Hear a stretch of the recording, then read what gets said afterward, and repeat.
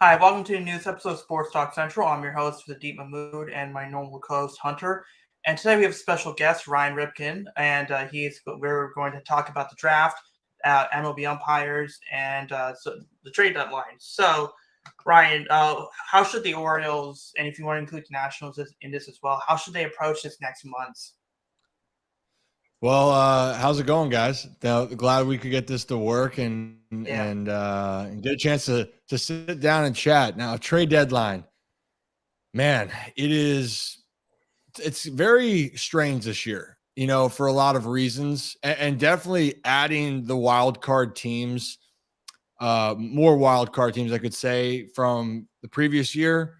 That's another factor, number one. But the fact that there's so many teams that aren't playing well, but then the Centrals, specifically the AL Central, has not been very good this year. But there are teams that are 10 games back, like the Tigers were 10 games under 500, that were only 6 games back, 5 games back in the division. So you sit there and go, well, are they going to be a buyer or seller? The Chicago White Sox, who have put so much time and effort in to their team and a lot of money, what happens there? Are they buyers? Are they sellers? So I think that is one thing that will have to play out at the deadline.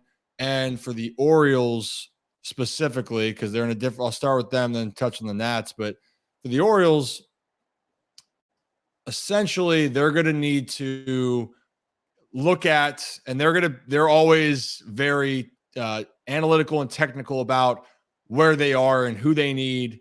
And I love the fact that they are trying to figure out who in their organization works. That's why I'm glad they didn't make any moves last year, because you could have blocked the development of guys like Kyle Bradish, Dean Kramer.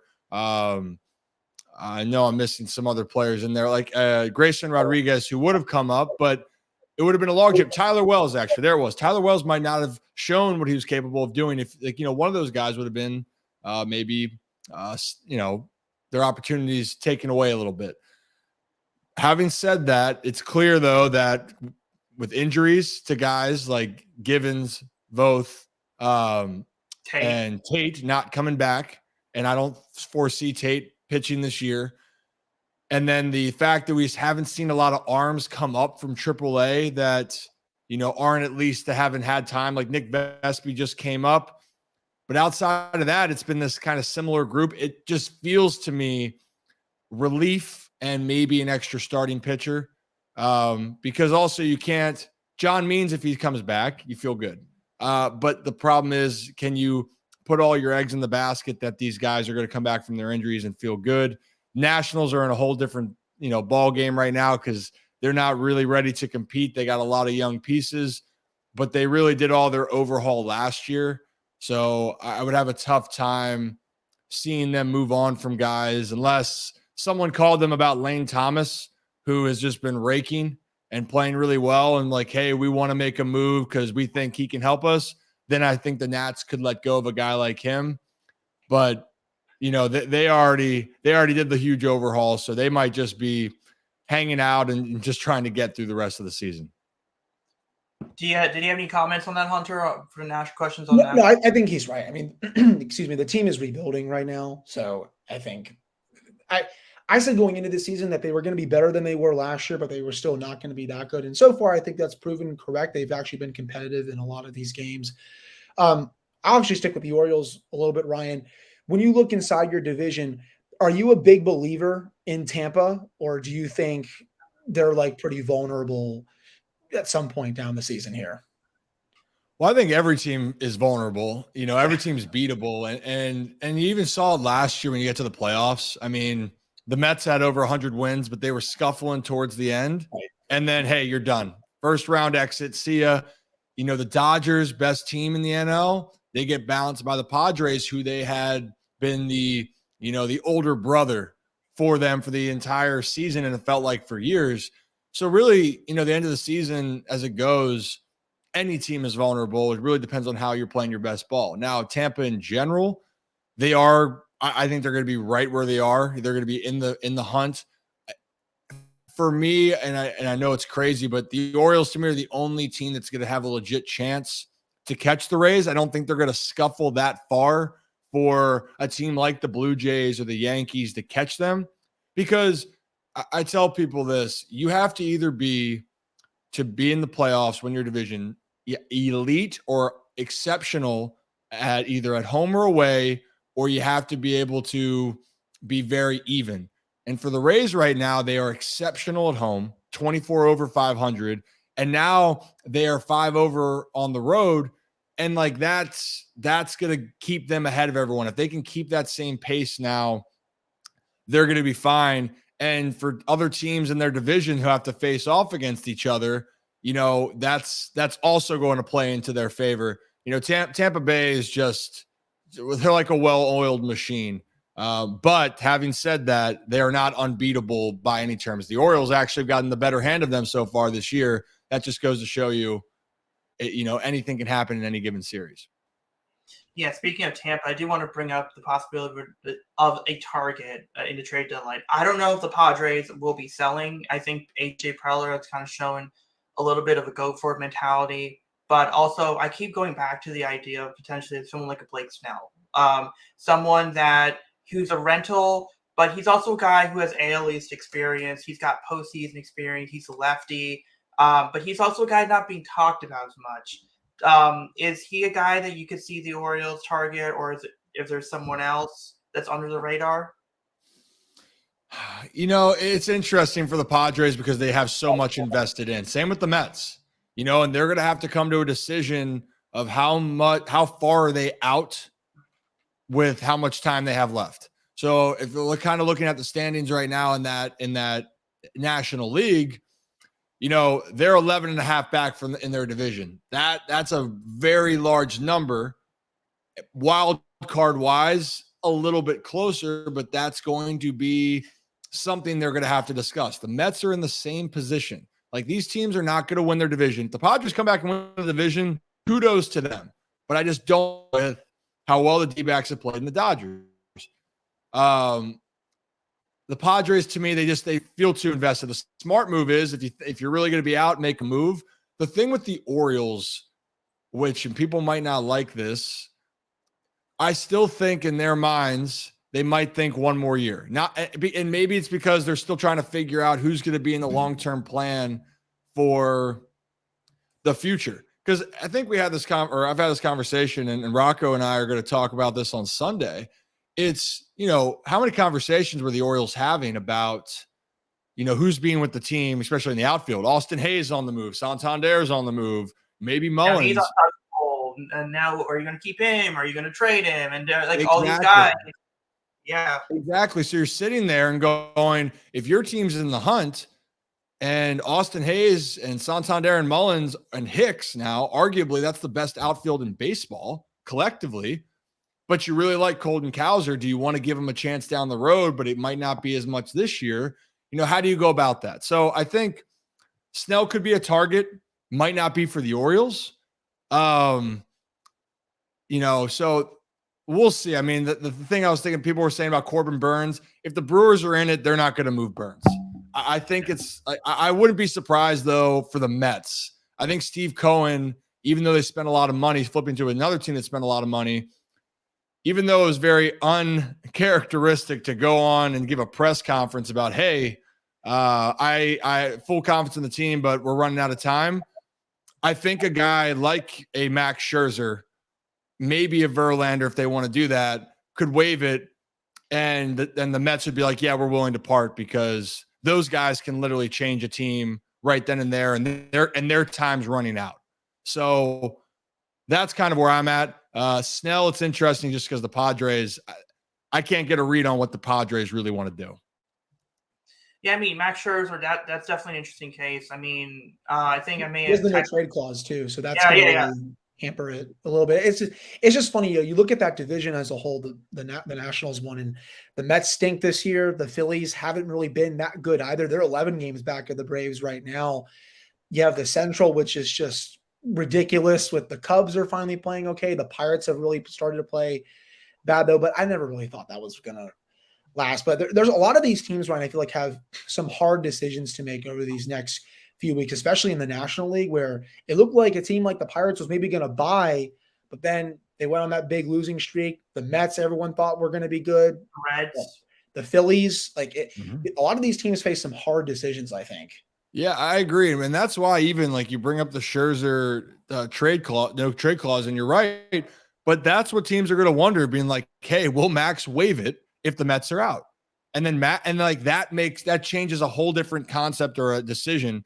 And you're right. It seemed like the Phillies, where a lot is invested in that team, and they're over 500 now. So they're 5 games over. They're making a run. I feel like they're pushing and trending in the right direction.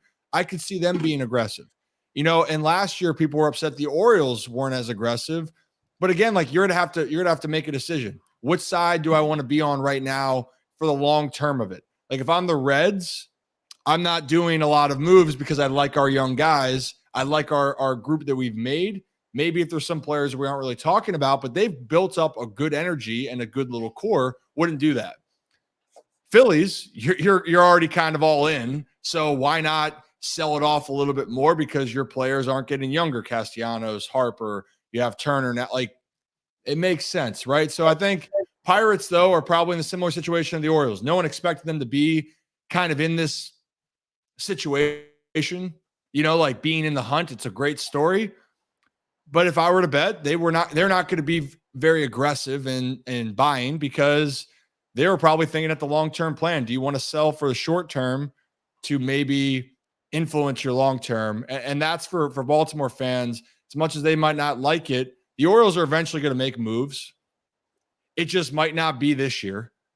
It's really, you want to feel like you hit it. You want to get it right, because if you get it right and you have guys in place, your next 5-10 years can look really, really good. And I know people look at it, but like, look at the Astros.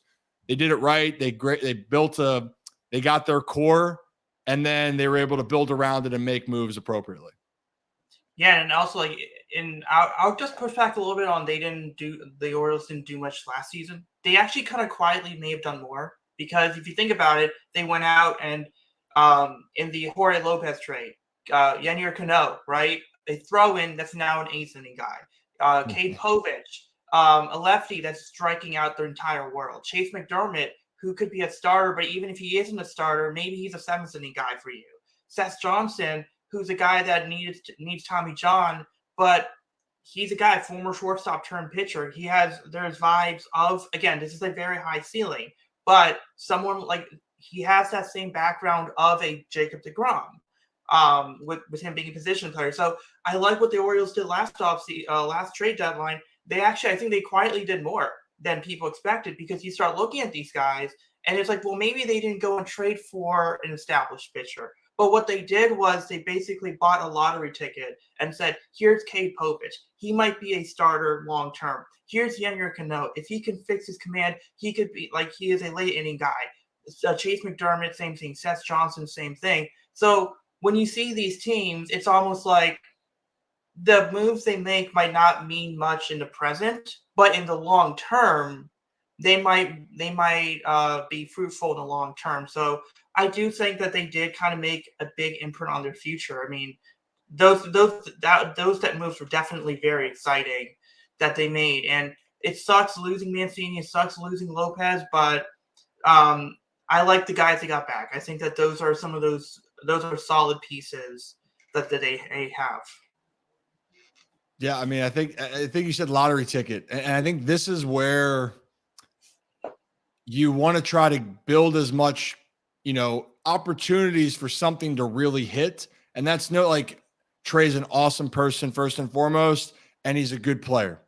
And then you have Jorge Lopez who's having a great run. But again, if you're looking at the long term, your best thing for your organization, their long term for this team was not going to be 10 years, 5 years. And the goal when you put together guys with potential in the minor leagues is that you hope some of these guys turn into these stars. And the reality is, as great as the Orioles farm system is, and it's great, it's fantastic, it's loaded, there's no guarantee that these guys are going to go to the next level in the big leagues and turn out with the same production. I hope every single one of them does.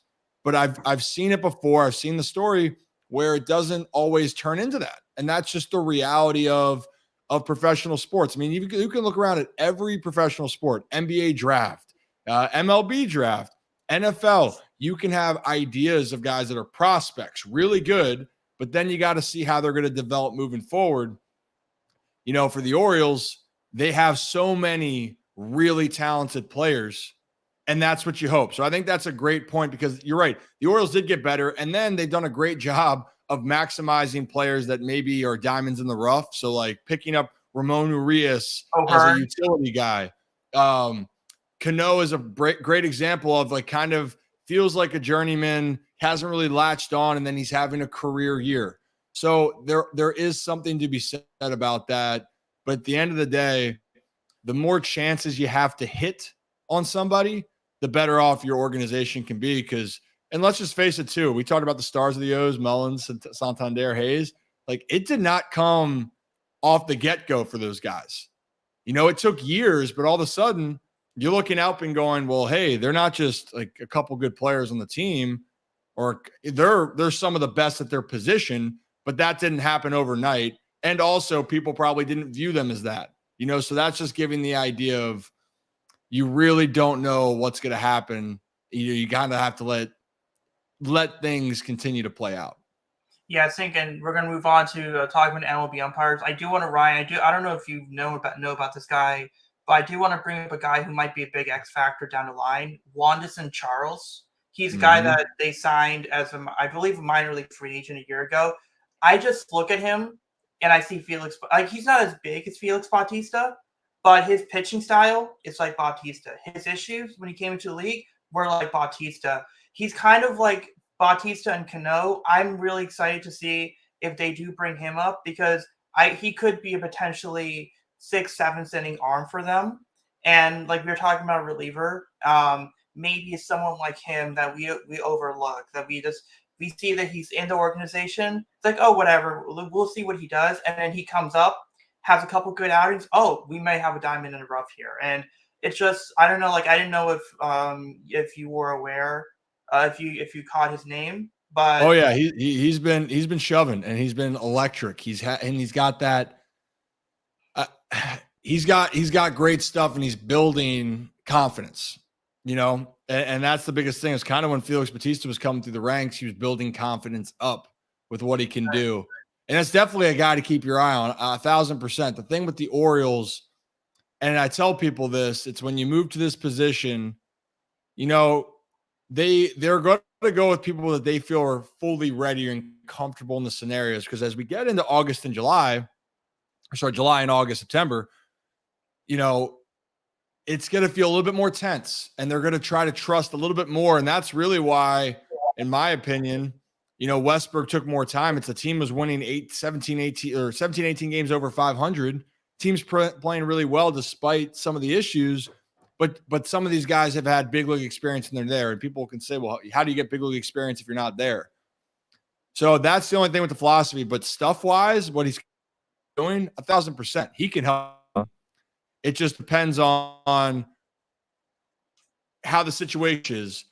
Definitely has that kind of X factor, wipeout kind of stuff, and the mentality. You are gonna have to have.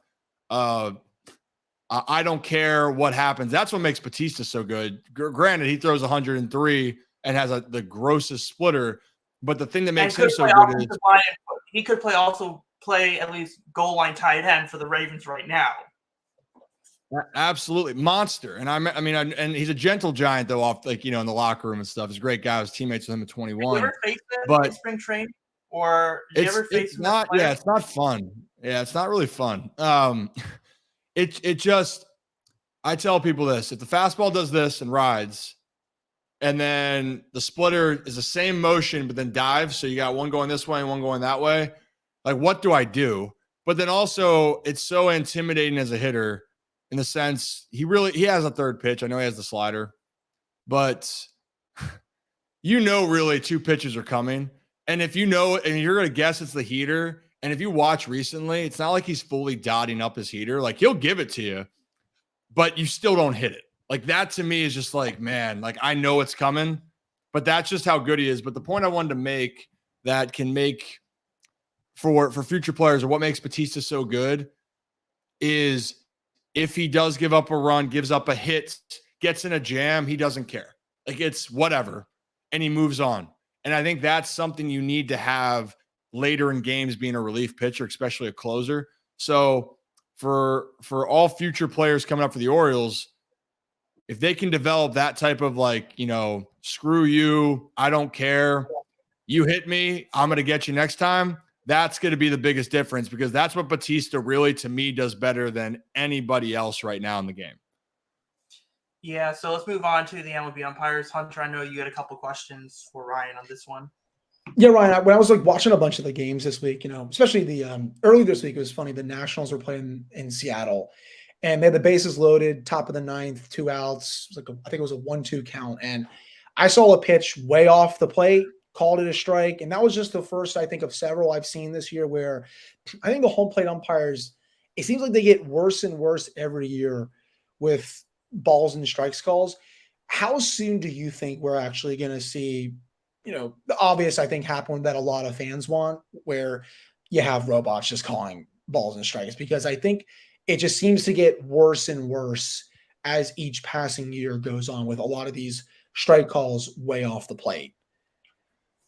They definitely seems worse and worse every year because of the attention, that it's had, and where social media and technology is. Like having the K-zone box now. If you go back and watch games in like the 90s and early 2000s, I remember watching a game with Brady Anderson playing, and like, I kid you not, the ball is in the other batter's box. Ring them up. And I mean, Brady's ticked off, and I'm like, yeah, rightfully so. That was awful.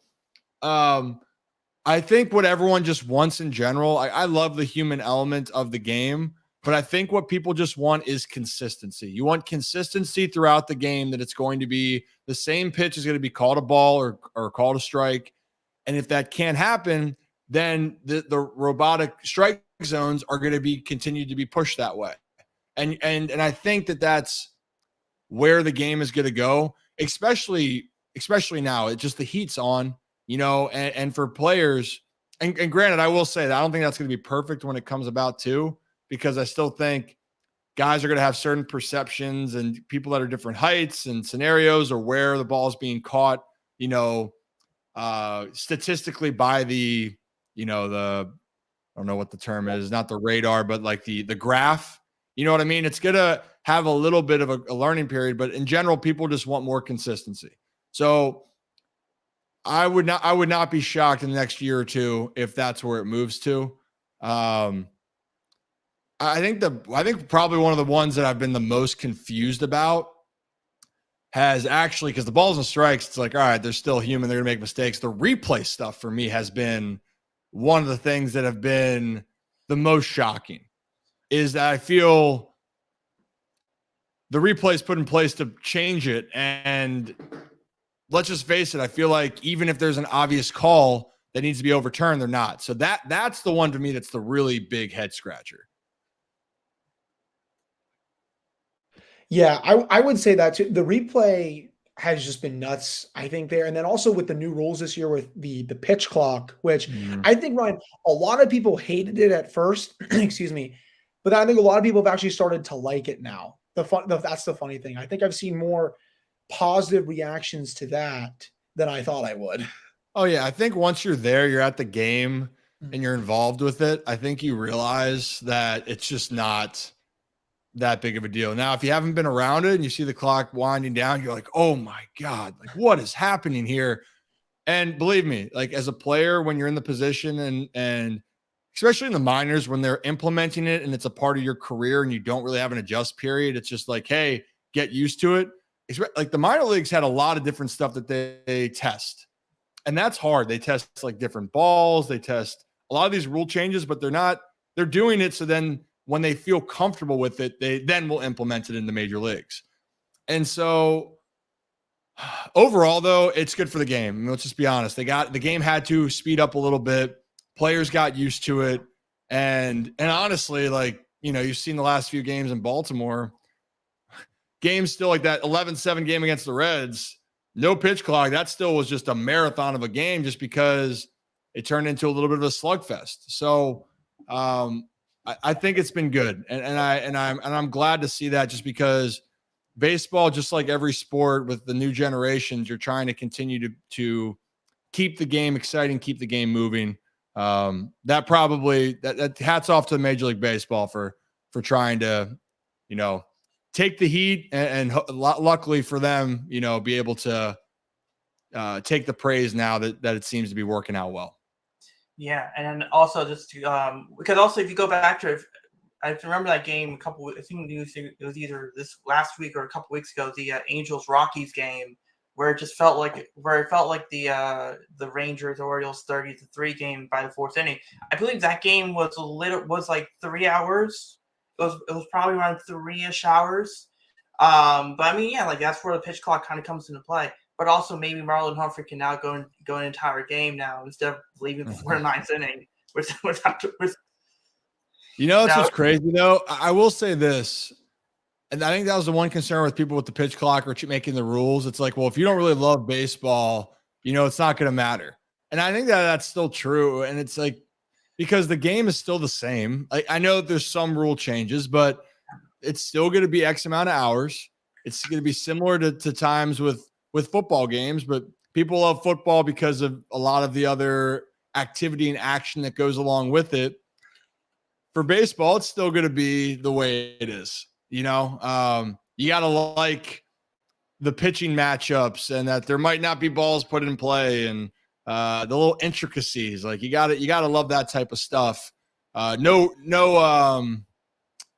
rule changes are going to fix that if you don't really enjoy getting to watch the sport. Yeah.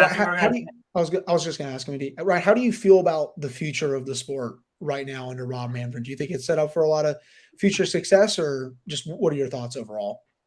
I'll say this. I think being a commissioner in any sports league, no one really likes you.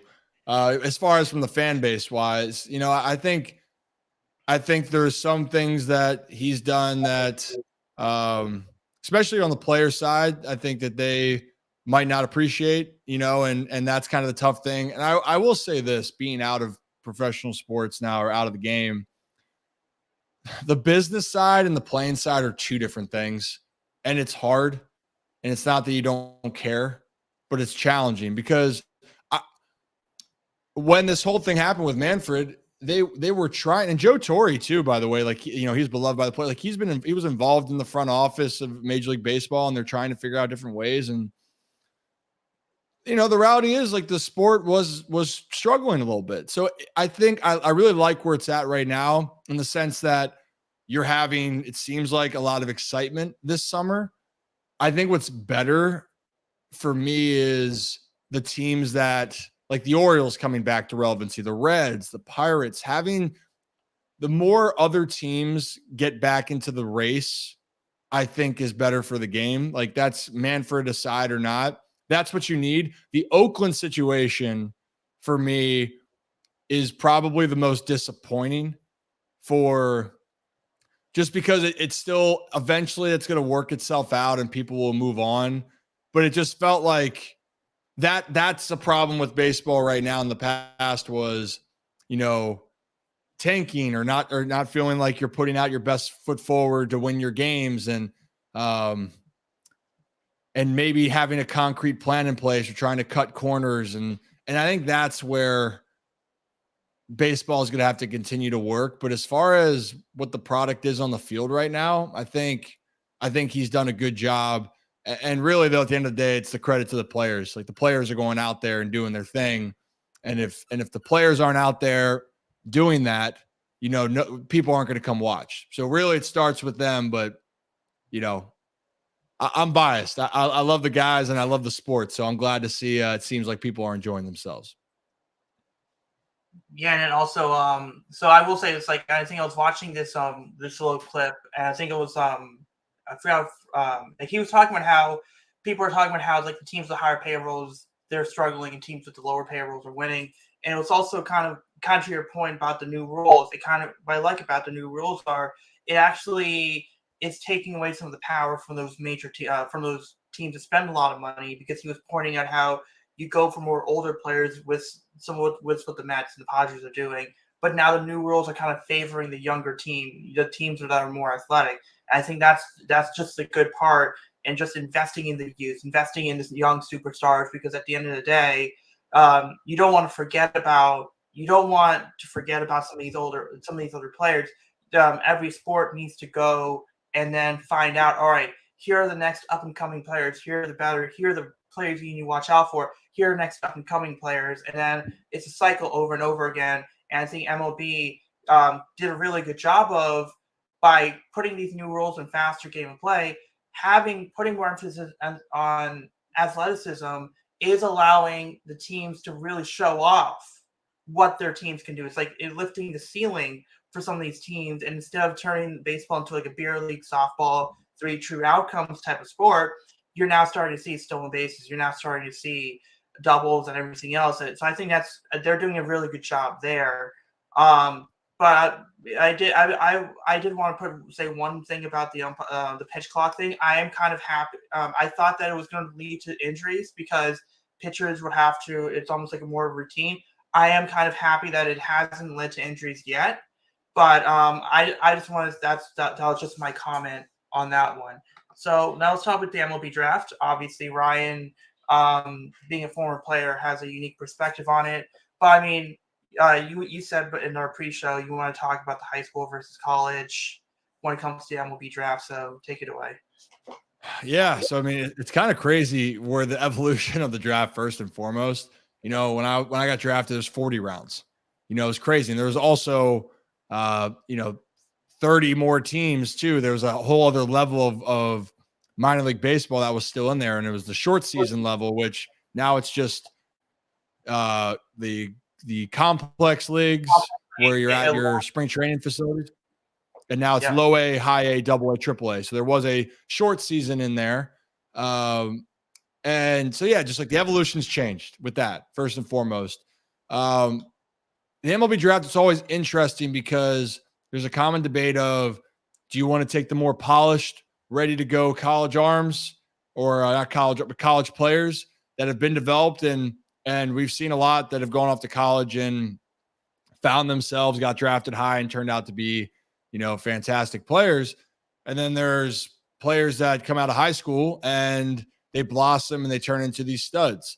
The debate's interesting for me because I think when you have guys that are fine, so let's look at the top of the draft. Dylan Cruz, he really was able to find himself, and now he is really pro ready where he can probably accelerate quicker because he has an understanding of who he is.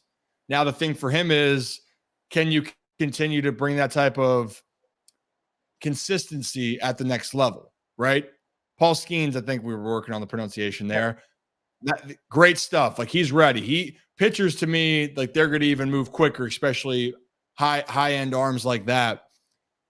High school players, the upside there is you really don't know what they could fully be. You can see it. It's going to take a little bit more time. But here's another part that people might not think about is that when you go to college, it's kind of to find yourself, and you might be molded a certain way. So then when you have to go into pro ball and you got to make an adjustment, it might feel pretty different if you have struggles. But as a high school kid going straight in, you're kind of fresh-minded and you're young. So you're going to kind of figure out, and some of these organizations can kind of help mold you into what they believe is going to help you long-term. And it seems like if you're able to be a high-end prospect, and I'll use the Orioles, for example, Gunnar Henderson. Gunnar, second-round pick. They were able to get his hands on him. Young player, and even during the COVID year, they sent him to the alternate site, worked with him a lot on his, his approach, his skill set. Now, he's tremendously talented. That helps if you're talented. But the example was Gunnar was able to kind of bring that together. And now you see him go on a tear and reaping the benefits as a 21-year-old, now 22, in the big leagues. Like, that's the upside, right? Jackson Holiday, he's going to be there soon. Like, I think end of 2024 is not unrealistic. I remember I played with Matt Olson on the Braves. I played with him in the Under Armour All-American game. And to see him come into it, like, it's great to see. Other players that came out of high school, Freddie Freeman, of course, the Brave, now Dodger, Mookie Betts. It's a lot of different guys. There's a benefit of the young player. And I think that's what teams are going to have to weigh. Do I want to take what I've seen in college, the stability, the consistency, or do I want to take the higher upside of a young player that could take a little bit more time, but could ultimately pay off significantly for my organization, moving forward. Do you have anything, Hunter? Because I want to say something. Yeah, no, I was actually going to ask Ryan, with the draft coming up, and that was some really good insight on that. Who do you think you would take number one, Dylan Cruz or Paul Skeens? Ooh. Oh, man. Had to ask because they're both so good. So I always still think that pitching trumps everything. Okay. As far as if you get a high-end starter and he's really good and you think he can be an ace, and when we look at that, what team wouldn't want to have that in that case?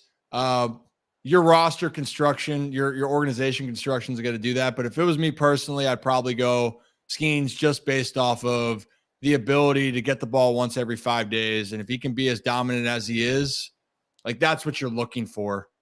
And because we looked about it, every team is trying to find an ace at the deadline. And the reason why is because it's hard to get that and sustain that. So I'd probably take him. I think both are really good players, though.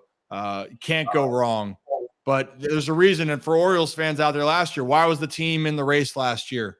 It's because their pitching staff, specifically their bullpen, was really good until the end. Pitching's going to keep you in most games. So that's where I lean first and foremost. Go ahead, Adit. So there's a guy, I don't know how much you've read up on him. He's not really considered the top first round talent, but it's a guy that reminds me of when you're talking about high school versus college, and that's Bryce Eldridge. He's a big 6'7", first base, DH, right field, two-way player from this region. And in his scouting report kind of reads like he's high exit velo, but when he pitches, he has like 3 pitches, fastball, 95 to 100. I believe a changeup and another one. But also it's like it is interesting seeing that argument of like, okay, when do you go on the upside? Because someone like Bryce Eldridge, like he might not be Ohtani, but there's Ohtani and then there's Brandon McKay from Tampa Bay. And it's like when you have a two-way player, when you have a two-way player, like it is tricky. Do they do that? And like just in that situation, like I actually do want to see the Orioles strongly consider him, but I also do understand he is high risk because to me he's very high risk as well. But there's definitely guys that are good fits. But yeah, I mean that's the draft's going to be coming up, and I'm pretty sure Hunter, you were smiling when you were talking about Dylan Cruz versus Paul Skeens because if the Pirates take one of them, the Nationals could take the other one of them for sure. Yeah. To me, like I would lean Skeens. I think at this point, that's who I'm hoping to get. But I'll obviously be very happy if the Nationals got Cruz as well. But I think Skeens would be the guy that I would want. But I don't know what the Pirates are going to do. That's the thing. They're a very odd organization with how they're rumor recently. Did you see the rumor, Hunter, recently? What was it? That Dylan Cruz is looking for a certain amount of money, and that it might not, like he might not want to play for the Pirates. I don't know. It's just happened so close to the draft that it might be negotiations, but it's just something really interesting to bring up. Maybe that Wyatt Langford from Florida, the outfielder from Florida, that could be interesting. But Ryan, do you think the Orioles could target pitching? Because I know they've been linked to Hurston Waldrop recently. It's interesting because it feels like the org is loaded with hitting prospects right now, right? Like specifically, it felt like every one of their top prospects that's a hitter is just balling out. Not just one of them; it's like all of them. I really think their thing. They're very, very specific about what they look for, and so I wouldn't be surprised at all of if they went pitching. The one thing I wanted to say though, because you're talking about two-way players and you're talking about Bryce Aldridge, I want to explain this though too, and that's what makes what Ohtani's done so ridiculous because it just doesn't happen. There has been guys like Brandon McKay was one guy, faced him, and had success in college or had success at other levels. It's a different breed when you get to pro ball and you're being asked to be elite in two things. Like I think Hunter Green, a prospect, and I think he's on the Reds now. Yeah. So Hunter Green was a two-way guy. And then at one point they went like, now you're just going to really focus on pitching because you throw 100, it's hard to sustain that as a hitter. Your bat, they thought his pitching was ahead of his hitting, right? So like that's where this common thing's going to be as far as for development of guys. Now back to the Orioles for as far as pitching wise, yes, I do think that it is not out of the realm, but clearly they are doing a lot of things right with developing hitters. So they could lead that and then make it into a big package that they want. But just knowing how they work in the system, really doing their homework, take a guy that you might not think deserves it, or they'd be like, that's different. I haven't thought about that. There's a reason. And I use this example, even though it's a hitter. I remember when people were surprised that Heston Kjerstad went second in the draft. And they said, oh, no, he's sliding for underslot. Maybe, and I think, and I get it, that plays into things. But they also, on their board, had him as the best left-handed bat. And personally, when I watched him, like I agreed. I'm like, that guy can hit. And right now, I think he is actually the best hitting prospect that they have down on the farm. Not Jackson Holiday put him out as an overall prospect, but Heston's left-handed bat is ridiculous. Ridiculous. So just wanted to point that out. I wouldn't be surprised with whatever the Orioles do, but they're very calculated. So it might not be a guy that is on that list that you might think that could be linked to the team. Yeah, no, again, I think one of the names to watch out for is Colton Ledbetter from Mississippi State. He's a center fielder. First of all, Ryan, tell me if you think this sounds familiar. His first name's Colton. He bats from the left side. He has an advanced approach at the plate. He can play center field, but he can play corner outfield. Does that sound familiar? Does that and he's an analytics darling. Does that sound like that sounds very familiar to a guy that could be make his debut? And I think it was Brendan Mortensen on Masson on his podcast. He said he sounds and he looks so much like Colton Cowser. Like that he could very well be like that's an under the radar pick. But yeah, I mean it's definitely we'll just end it known as question. But if you are like different players' perspective, if you're an organization and you're considering a two-way player and there's a two-way player in college or high school, what is the better what would be more secure in your opinion? A two-way player out of high school or a two-way player out of college? So it's such a hard thing because we just haven't seen the success rate really of either out of it. Like we talked about the McKay got up there, but then being able to last, that's a challenge. Didn't you have Tony John as well? I believe so. But so my point is like and that's what the thing with Ohtani, it's like, or do you have to just come from Japan where you throw 100 and come like, it's, I think for that, it's going to be too hard. I will say this is a young player coming out of high school. Don't limit your options. If you can do both or you're a prospect for both, it's going to give you more of a chance. So I tell every pitcher that, or every player that's in high school, I always had arm issues when I was growing up.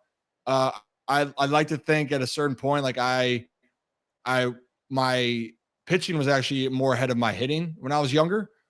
And I wish I'd kept my arm healthy because being left-handed, and if I could have gotten my velo or fixed my arm, that makes you more valuable. So I think regardless, your value is higher if you're able to prove you can do one or the other or both. And if they make you choose one down the stretch, great.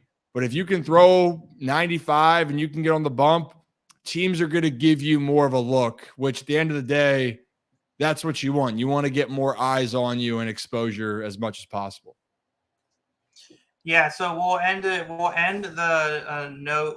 note there. Also, this just came from the Orioles Twitter account 6 minutes ago. Chris Vallimont his contract was selected.